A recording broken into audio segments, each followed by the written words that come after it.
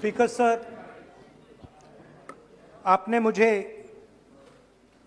सदन में बोलने का मौका दिया, इसका मैं बहुत बहुत आभारी हूं।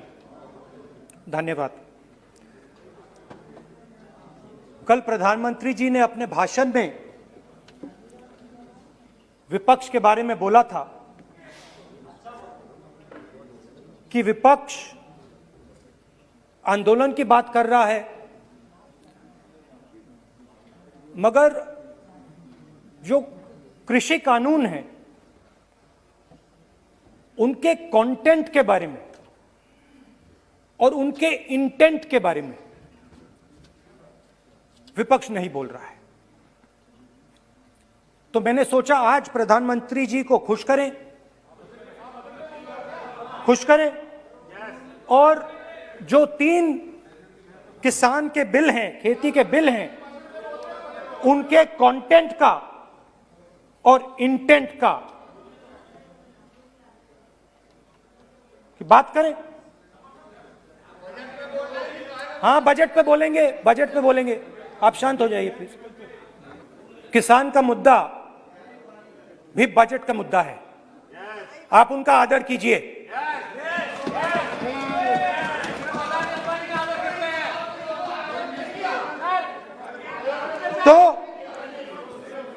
तो बात है कि इन 3 कानूनों का कंटेंट और इंटेंट क्या है। तो पहले कानून का कंटेंट क्या है? पहले कानून का कंटेंट है कि कोई भी व्यक्ति देश में कहीं भी कितना भी अनाज, सब्जी, फल खरीद सकता है,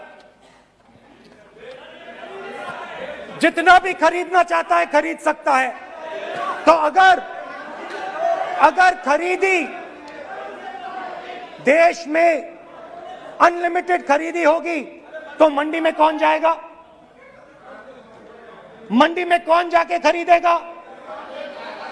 तो पहले कानून का कंटेंट मंडी को खत्म करने का है। इसका लक्ष्य मंडी को खत्म करने का है। दूसरे कानून का कंटेंट क्या है कि बड़े से बड़े उद्योगपति जितना भी अनाज, जितना भी फल, जितनी भी सब्जी स्टोर करना चाहते हैं वो स्टोर कर सकते हैं, कोई लिमिट नहीं, जितना वो होल्ड करना चाहते हैं कर सकते हैं।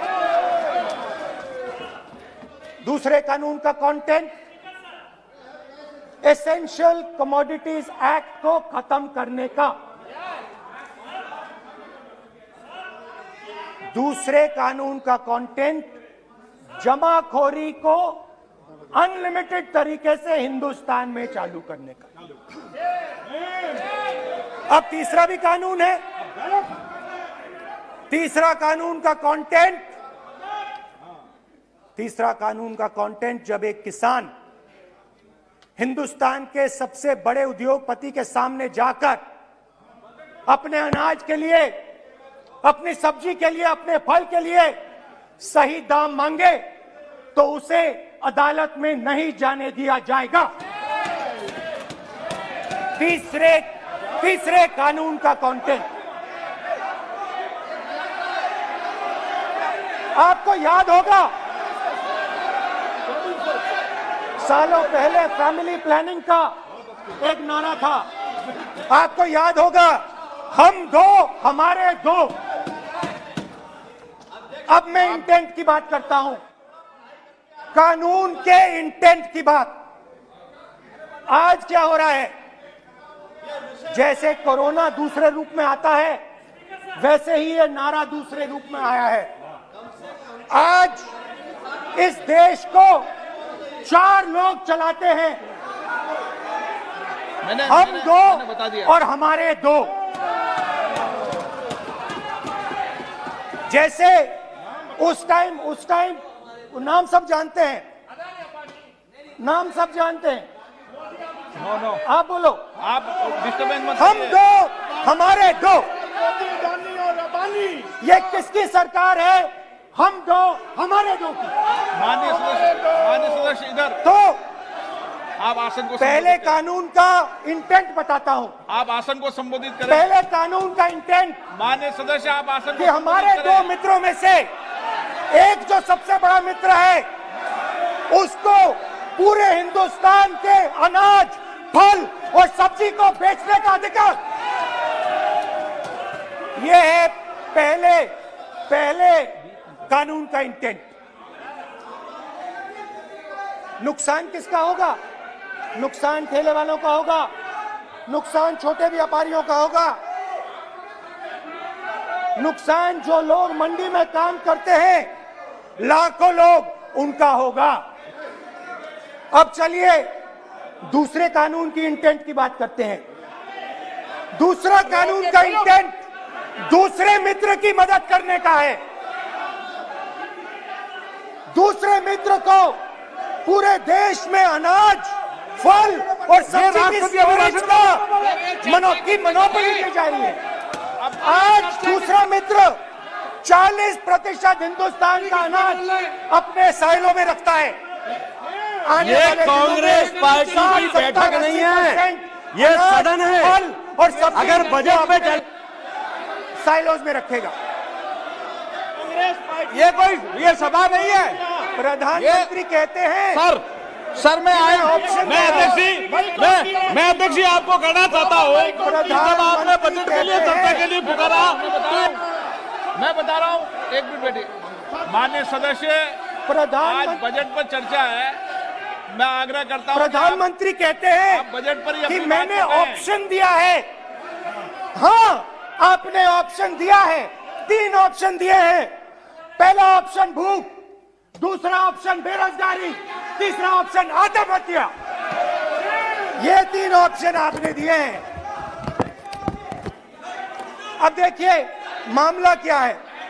मामला ये है कि हिंदुस्तान का सबसे बड़ा बिजनेस, सबसे बड़ा व्यापार एग्रीकल्चर का है। अब बजट 40% आबादी इस पे जीती, इससे जीती है। 40 लाख करोड़ रुपए का धंधा है। दूसरे कानून का इंटेंट है कि एक व्यक्ति को आप पूरे देश के अनाज की स्टोरिंग की मोनोपोली दे दो, और जब किसान अपने अनाज के लिए सही दाम मांगने जाएगा तो जिसके पास स्टोरेज की मोनोपोली होगी वो मार्केट में अनाज डालेगा और किसान से कम पैसे में खरीद करेगा। लक्ष्य है कि इस देश की जो रीढ़ की हड्डी है, किसान, मजदूर, छोटे दुकानदार, व्यापारी, उस रीढ़ की हड्डी को तोड़ के टुकड़े टुकड़े करके 2 मित्रों को दे दो। Sir rule 218 sir rule 218। Sir आपने माइक बंद कर दिया। बोलने दीजिए। माइक बंद कर दिया सर आपने। सर बैठिए, आप क्यों डिस्टर्बेंस कर? खैर, इससे होगा क्या? जब ये कानून लागू होंगे तो जो इस देश के किसान हैं, इस देश के मजदूर हैं, छोटे व्यापारी हैं, इनका धंधा बंद हो जाएगा। इनमें से किसानों की खेत चली जाएगी, किसान को सही दाम नहीं मिलेगा, छोटे दुकानदारों की दुकान बंद हो जाएगी, और सिर्फ 2 लोग, हम दो और हमारे दो इस देश को चलाएंगे। हिंदुस्तान का फूड सिक्योरिटी का सिस्टम है वो नष्ट हो जाएगा, और पहली बार सालों बाद एक बार फिर पहली बार हिंदुस्तान के लोगों को भूख से मरना पड़ेगा। रूरल इकोनॉमी नष्ट हो जाएगी और ये देश रोजगार नहीं पैदा कर पाएगा। ये नई चीज नहीं है। ये आप मत सोचिए कि ये नया अटेम्प्ट है, पहला अटेम्प्ट है। ये पहला नहीं है। ये काम प्रधानमंत्री ने हम दो हमारे दो के लिए पहले नोटबंदी में शुरू किया था। पहली चोट नोटबंदी थी, आइडिया किया था गरीबों से, किसानों से, मजदूरों से उनका पैसा लो, बैंक में डालो और हम दो हमारे दो के जेब में डालो। स्मॉल मीडियम सेक्टर को खत्म कर दिया, किसानों को बर्बाद कर दिया। वहां नहीं रुके, फिर गए जीएसटी, गब्बर सिंह टैक्स, 5 अलग अलग टैक्स, और फिर से उन्हीं बेचारों पर आक्रमण, उन्हीं किसानों पर, उन्हीं मजदूरों पर, उन्हीं व्यापारियों पर आक्रमण। फिर कोरोना आता है।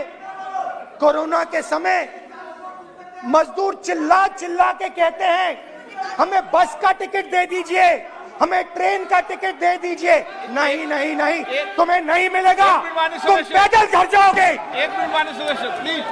मगर टैक्स माफ जरूर होगा, माननीय सदस्य जरूर होगा। माननीय सदस्य, 5-10 उद्योगपतियों का टैक्स होगा। माननीय सदस्य प्लीज। तो पहले नोटबंदी, फिर जीएसटी, फिर कोरोना के समय उन्हीं 4-5-10 लोगों को पूरा का पूरा कर्जा माफ, 10 लाख करोड़ रुपए जो भी था कर्जा माफ। मगर हुआ क्या? हिंदुस्तान का रोजगार का जो सिस्टम है, जो स्मॉल एंड मीडियम इंडस्ट्री है, वो खत्म हो गई। आज ये देश रोजगार नहीं पैदा कर सकता है, सीधी सी बात। और आज नहीं, कल भी ये देश रोजगार नहीं पैदा कर पाएगा, क्योंकि आपने इस देश की रीढ़ की हड्डी तोड़ दी है। किसान की, मजदूर की, छोटे दुकानदार की, स्मॉल मीडियम बिजनेस की रीढ़ की हड्डी तोड़ दी।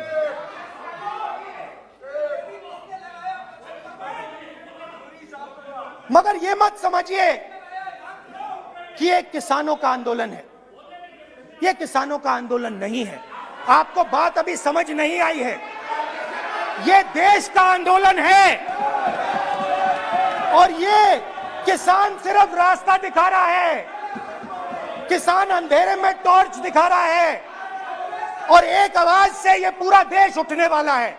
पूरा देश एक आवाज से हम दो हमारे दो के खिलाफ उठने जा रहा है। और ये याद रखिए, मैं कह रहा हूं, लिख के ले लीजिए। आप सोचते हो कि हिंदुस्तान के किसान को, मजदूर को, छोटे दुकानदार को अपने पैसे से, अपने धन से परे कर सकते हो, ये आप सोचते हो। आप ये सोचते हो। आप लिख के ले लो मुझसे, किसान 1 इंच पीछे नहीं हटने वाला है। किसान आपको हटा देगा, मजदूर आपको हटा देगा, छोटा दुकानदार आपको हटा देगा, मगर वो पीछे 1 इंच नहीं हटने वाला। आपको कानून वापस लेना ही पड़ेगा। अब बात करते हैं बजट की। जब बजट पर बातचीत करने की बात उठी थी, प्रेसिडेंट एड्रेस पे बात करने की बात उठी थी, तो हमने कहा था, विपक्ष ने कहा था, हमें किसानों के आदर करने के लिए किसानों के सब्जेक्ट पे अकेला बोलने दीजिए। एक साथ हम सब मिलकर किसानों के मुद्दे पे बोलेंगे। स्पीकर सर ने सरकार से पूछा और सरकार ने कहा नहीं, किसानों के मुद्दे पर चर्चा नहीं होगी, बजट पे होगी और प्रेसिडेंट एड्रेस पे होगी। अलग चर्चा किसान के मुद्दे पे नहीं हो सकती। तो प्रोटेस्ट में मैं कह रहा हूं, मैं बजट पे आज यहां टिप्पणी नहीं करने वाला हूं। मैं आज सिर्फ किसान के मुद्दे पे बोलूंगा और उसके बाद मैं अपना मुंह चुप कर दूंगा। अंत में मैं कहना चाहता हूं कि जो 200 किसान शहीद हुए, उनको इन लोगों ने श्रद्धांजलि नहीं दी। मैं सब सांसदों से कहना चाहता हूं, मैं अपने भाषण के बाद 2 मिनट शहीदों के लिए मौन रहूंगा। आप मेरे साथ खड़े हो जाइए। धन्यवाद।